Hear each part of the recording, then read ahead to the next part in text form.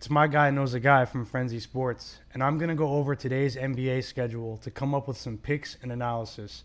This has been my most profitable NBA season so far because of my underdog-oriented approach. I look for certain situations, and I'm going to keep it going today. Let's take a look at the schedule. The first game on the schedule is the Sacramento Kings at the Cleveland Cavaliers. They play at 7:30 Eastern tonight. I'm seeing a line of Sacramento minus 4.5, and the total's 223.5. The Cleveland Cavaliers, I know that they're coming off an upset victory last night. I'm not sure if you can call it an upset with the way the Raptors have been playing, but they beat the Toronto Raptors last night as a pretty big moneyline underdog. I leaned Raptors last night. I'm a Raptors fan, but people were pretty surprised at the Cavaliers' performance last night.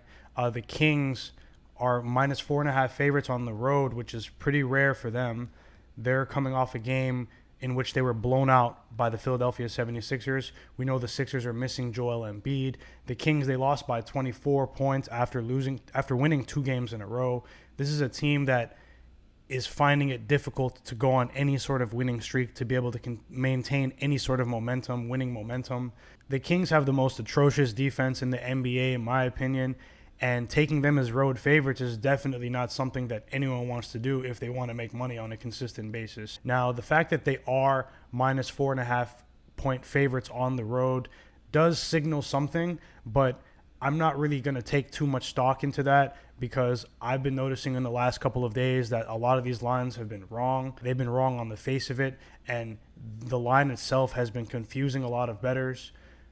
Let's see the Sacramento Kings' recent performance.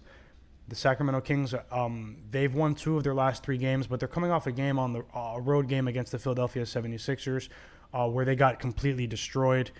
The Philadelphia 76ers were the more motivated team that night, with the Kings just coming off a victory the previous night as an outright moneyline victor against the Boston Celtics.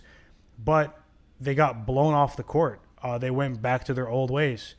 No Joel Embiid in Philly. A lot of people thought that this is a game that the Kings would be able to compete in, but I didn't take the Kings that night because to me it wasn't enough points.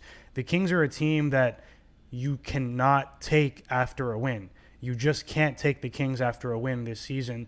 They were able to string together 2 wins in a row, as we can see here against the Celtics and the Wizards.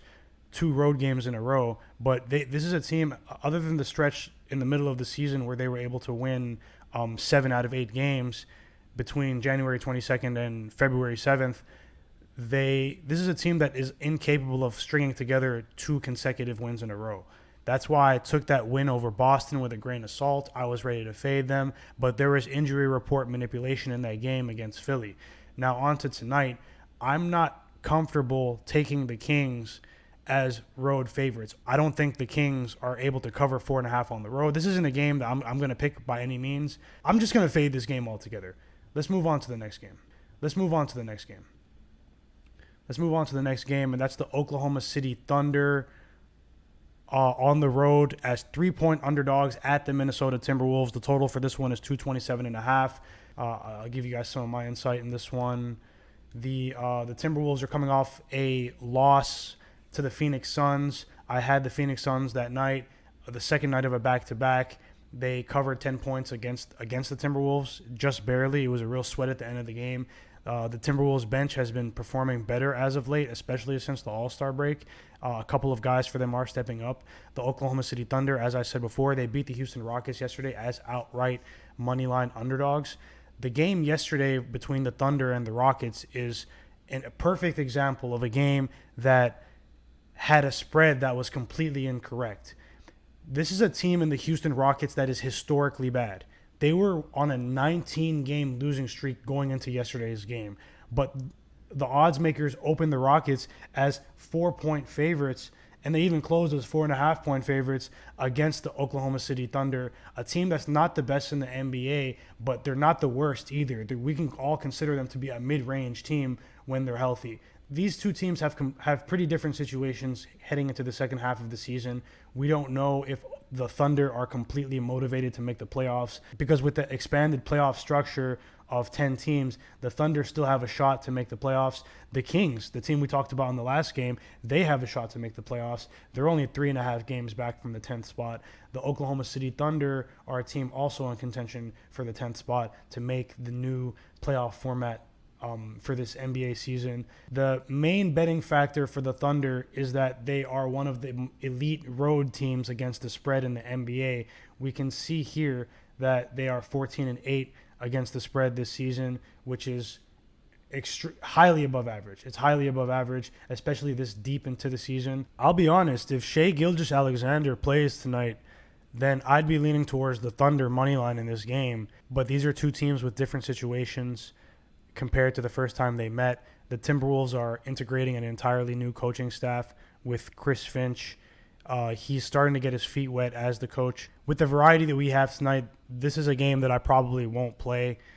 The Minnesota Timberwolves are a team that I don't think should be favored in any given situation. They're the team with the worst record in the NBA.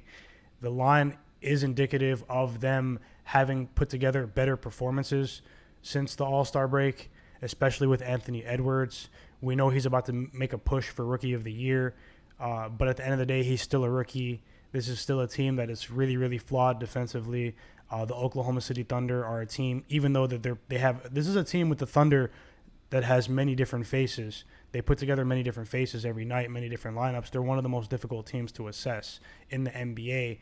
I lean Thunder money line in this game, not taking it. Looking for some better games today. Just giving you guys my thoughts on that game. We're going to move on to the Charlotte Hornets on the road at the San Antonio Spurs. Now, if you guys are subscribing to my Frenzy Sports channel, which I highly recommend because I'm about to start cranking up a lot more betting-focused content, you'll know that I just dropped a video on LaMelo Ball's injury last night, talking about how the Charlotte Hornets need to respond as an organization, because even though he's so young, this is a devastating injury.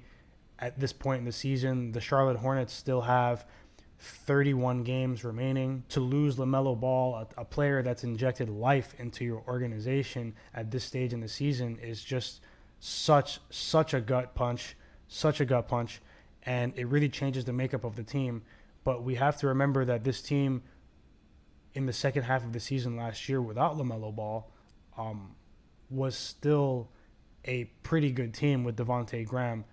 He's had a couple of issues this season with health and lost his starting position for a period of time to LaMelo Ball. But I still think that the Charlotte Hornets team is a quality team without LaMelo Ball. They may be destabilized for a bit, but we're seeing a trend in the NBA this year where when teams lose a critical star player, the first game of that star player's absence, we're seeing an imbalance in the spread, and that team may end up being undervalued a bit. They were on a 4-game winning streak prior to their losing streak against the Timberwolves, the Pistons, the Raptors, missing a lot of key guys, and the Kings, a team with an atrocious defense. Then they had to play the Nuggets, the Lakers, and the Clippers all on the road, and they got blown out in all 3 of these games. The San Antonio Spurs are coming off of a loss against the Milwaukee Bucks, but they won against the spread, which is all that matters in the NBA betting world. The San Antonio Spurs were missing a couple key guys, and their spread was inflated against the Bucks. It was plus 11.5, which is a pretty valuable line. They lost the game by 7. We're good at the spread. The Charlotte Hornets are coming off 3 consecutive losses. Prior to this stretch, the Charlotte Hornets were 12-6 against the spread after a loss, and now they've lost 3 straight against the spread, which in my estimation, yes, that is tied for their longest stretch this season. The Charlotte Hornets, with or without LaMelo Ball, are a team that, because of their roster, is able to bounce back.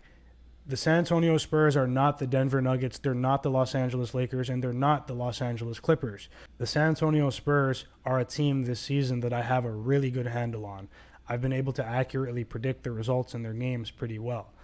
The Spurs are a team that is cooking against the spread. They've won 4 in a row against the spread. But they're a better team on the road than they are at home. The Charlotte Hornets are a team that is built for comeback spots like this. If Terry Rozier plays tonight, I like the Charlotte Hornets. +5 on the road against the San Antonio Spurs. If Cody Zeller plays, that helps tremendously. We know that the Spurs are missing LaMarcus Aldridge. They've been missing him for a couple of games. They haven't necessarily missed him because Jakob Poeltl has been a net positive for them in the absence of LaMarcus Aldridge. But I think that, particularly if Terry Rozier plays today, that the Hornets still have enough firepower to keep this game within the spread, and that the money line is also in question. I might sprinkle Charlotte Hornets money line. It seems like a contrarian pick. I highly doubt the Charlotte Hornets lose 4 games in a row against the spread while still having a couple of quality pieces on their roster. They have some athletic players that can hang with the Spurs. This is a game that I think is going to be decided in the first half. If the Charlotte Hornets are able to compete at halftime, then they'll have a really good chance in this game. The San Antonio Spurs are a team that do not give up leads. This season, when the San Antonio Spurs are up at the half, they are 16-2 in those situations. If the Hornets are up at the half, I would add to the bet and sprinkle on them money line to finish the deal in the second half. So that's my first official play of the day, the Charlotte Hornets +5 on the road against the San Antonio Spurs. I would put a bit on it now and add to it if Terry Rozier is activated.